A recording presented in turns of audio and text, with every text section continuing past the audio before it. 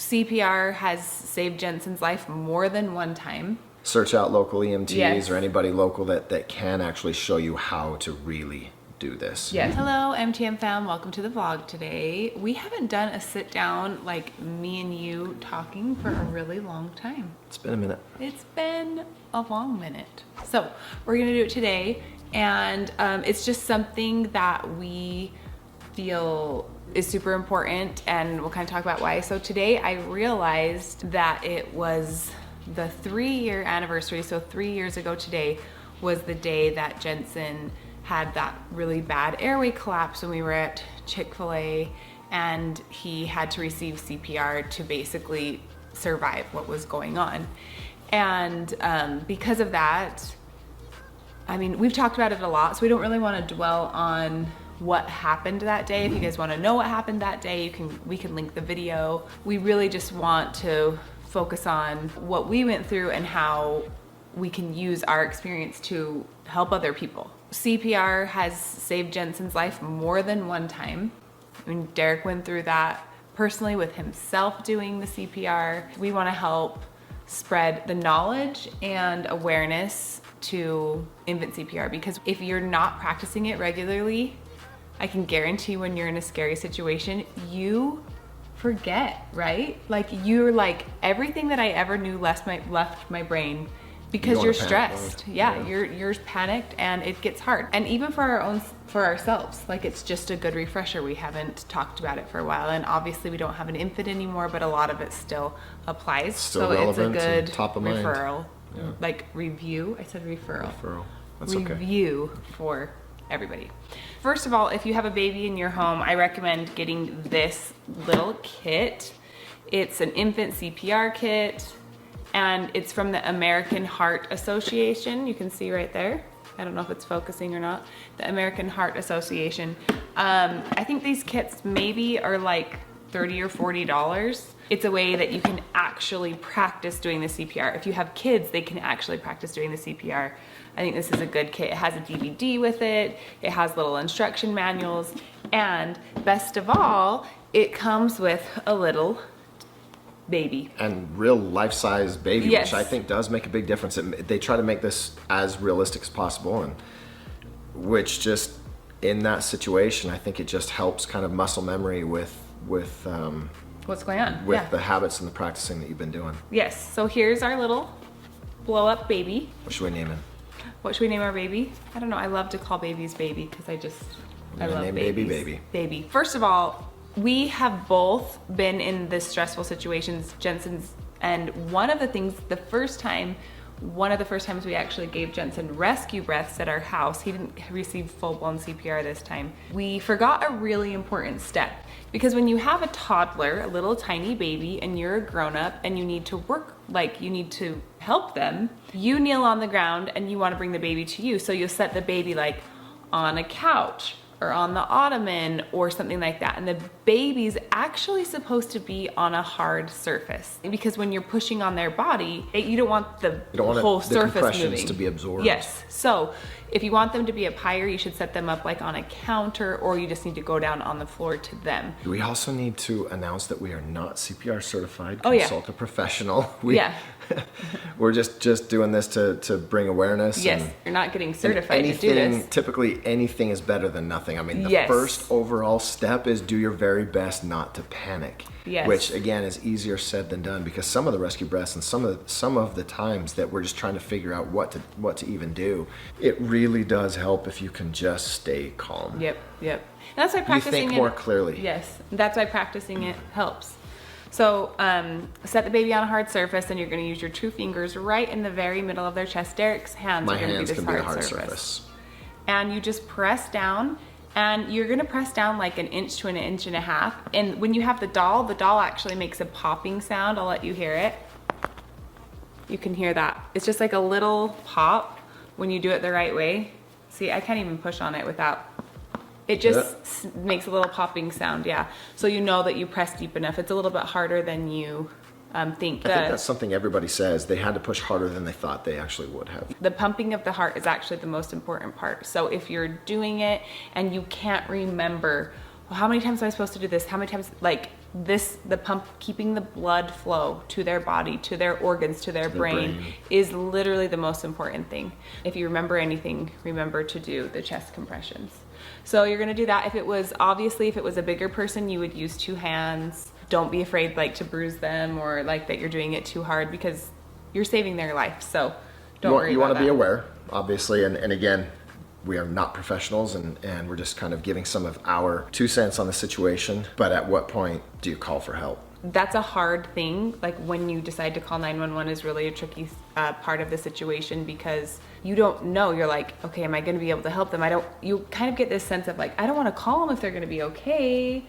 But if you feel like you don't know what to do and your child is in crisis, you call. You don't want to be a second too late.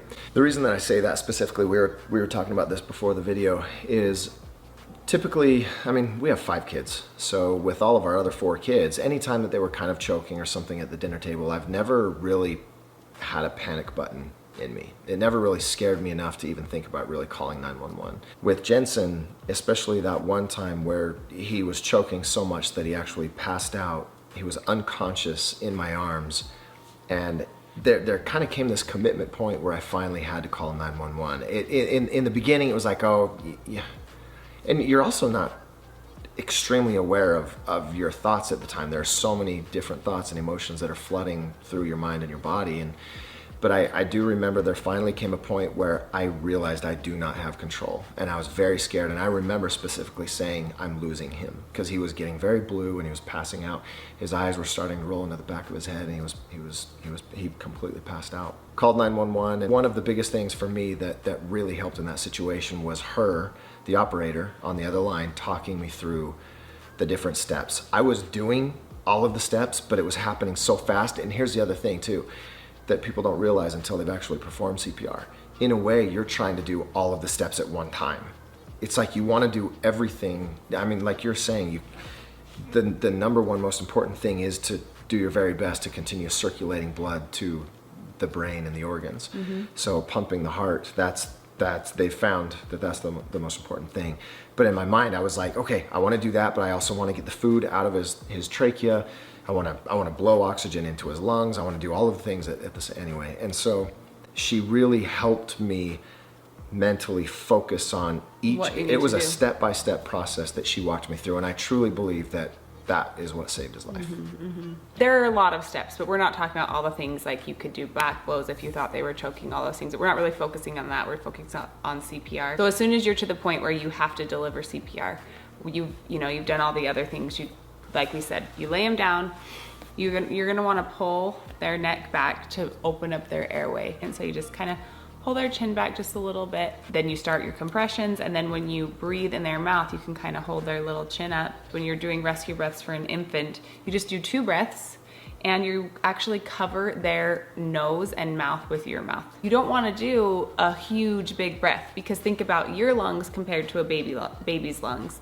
Their lungs are smaller, so they don't need as much air. So just watch for that chest to rise and fall a little bit, and they got air. It doesn't have to be your full big, like you're not blowing up a big balloon. And I will say, you can also feel it. So you do 30 presses on their chest and 2 breaths, and you just alternate back and forth until you can get help. When we were growing up, we had landlines. You had your phone on your wall, and you always knew where your phone was. And so when you were in an emergency and you needed to call 911, you knew right where to go to get the phone. But now we have cell phones. So what if you have an emergency and you don't know where your phone is? How are you going to call 911? So there's all these things. Or what if your phone's dead? Or what if we live in a different time? So I'm just saying, take a minute to think about the ways in your home that you can contact 911. A lot of times some people could call on their watch. You could call on your Alexa. You could, maybe if you, my Alexa. Dismiss. I was like, I hope. I know, but I didn't say the thing. Yeah. I didn't say the thing. You could potentially use Siri. There's things like that. So just think about in your life, like, okay, if I didn't have my phone, what would I do? If I didn't know where my phone was, what's my next option? Hopefully technology works for your advantage in that case. Hopefully having the mobile devices nearby actually ends up working in your favor. Oh, the other thing I wanted to add to that is that go over it with your kids. One of the things that the doctors in the hospitals actually told us happens very regularly, that kids help save their siblings a lot of times, because They're the ones you that are know there. they're the ones that are there. So say they're sitting at the dinner table or they're eating a snack together and you're out of the room. Sometimes we think that this is a scary thing, so we don't want to share it with our kids because we don't want them to have to know what types of things could happen, but definitely share it with your kids. They can save each other, they can save a friend at the lunch table. There's so many different things, and on top of them also being able to deliver this skill, if they are ever in a scary situation and they see an adult having to do it, I think understanding what is happening is really important for their little minds to think like, okay, they're trying to help them. They're not trying to hurt them or not to be scared. We don't have to shield our kids from scary things. Talking to them makes it less scary. Ignoring it doesn't help. It empowers them to save a life. Definitely. Okay, so now that we've like talked about all of the different things, I think that we'll just, we're gonna take the baby over to the table since we can't really show you right here. And we're just gonna do it and show you guys, refresh your memory, give you a little bit of knowledge if you didn't have it, so that you're ever in an emergency that you guys can be a little bit more prepared. And please be more prepared. Don't use this video. Find other resources. Search out local EMTs or anybody local that can actually show you how to really do this. But for now, this is creating some awareness, and let's go ahead and show you how. Okay, we moved over to the table. This is probably where we should have been the whole time we were filming, but the couch was more comfortable. So we got baby on a flat surface here. Before you get to this point, you would have delivered back blows, maybe swiped the baby's mouth one time to see if there was anything in there. But once you're kind of at this point where you feel like you need to do CPR, you've probably gone through those steps first. Then, like I said, just use your two little fingers and you press down 30 times, 30 presses, and then tip the head back for the breaths. And if you watch this baby's chest, this is why I like this doll and this is why I recommend it. Its chest does inflate, so you can make sure if you're doing it right. So tip the baby's head back. You can just grab it right underneath its chin, cover the nose and mouth. 2 breaths, and you could see the baby's chest went up, and then you want to go right back as quickly to the compressions as you can, just like that. Once you do 30, same thing, tip the head back. You get the idea. This isn't meant to be a certification video. It really is more helpful just to be, to raise awareness and to bring it to the top of your mind. And so if this video reminds you like, you know what, I should probably go over this with my family, or I should probably go over this for myself, I hope that you would take the time to look into it further, because you never know the situations that you're gonna be in. You practicing, you might be able to step in to help somebody else, like another parent when they're in crisis.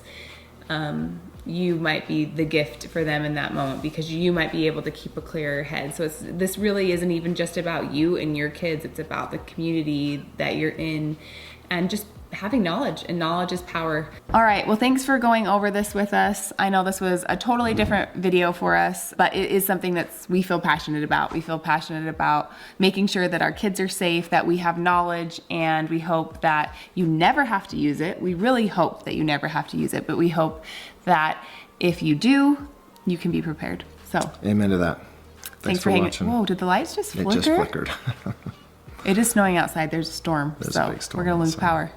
Thanks for hanging out with us today. Be sure to like and subscribe. We'll see you guys later. Bye.